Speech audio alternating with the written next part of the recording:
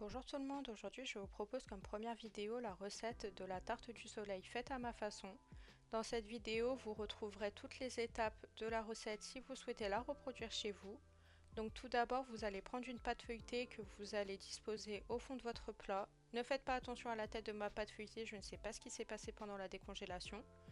Ensuite, vous prenez du boursin ou du tartare que vous allez étaler sur toute votre pâte.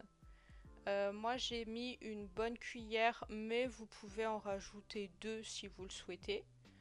Ensuite vous allez prendre un ou deux oignons que vous allez éplucher et découper et mettre au fond de votre plat, ce que j'ai totalement oublié de faire. Une fois ça fait, vous allez prendre du jambon, donc vous allez mettre 4 tranches de jambon dans votre plat, vous pouvez le disposer comme vous voulez.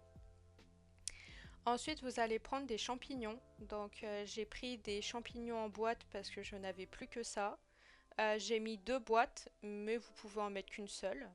Une fois vos champignons mis, vous allez prendre un cube de bouillon de bœuf que vous allez faire fondre dans de l'eau bouillante. Vous le disposez dans votre tarte.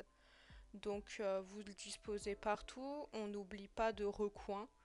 Après, vous pouvez en mettre moins si vous le souhaitez. Moi, j'en ai mis pas mal parce qu'on aime bien ça.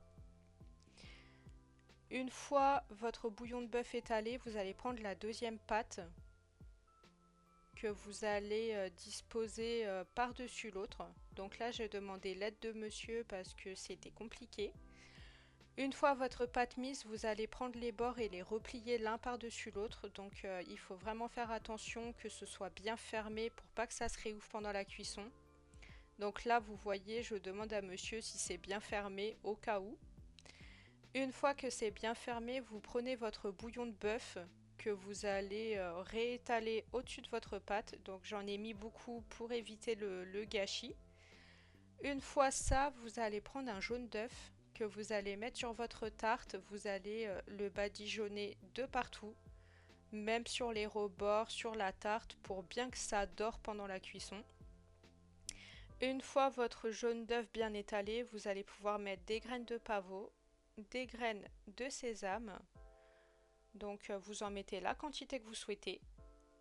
Ensuite, vous allez pouvoir découper le papier qui dépasse sur les côtés. C'est esthétique, vous n'êtes pas obligé. Donc là, je coupe bien partout pour que ça fasse un peu plus propre.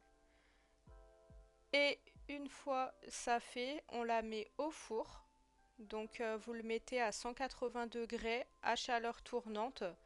Donc vous le mettez 30 minutes ou 15-20 minutes selon votre cuisson, si votre four cuit bien ou non.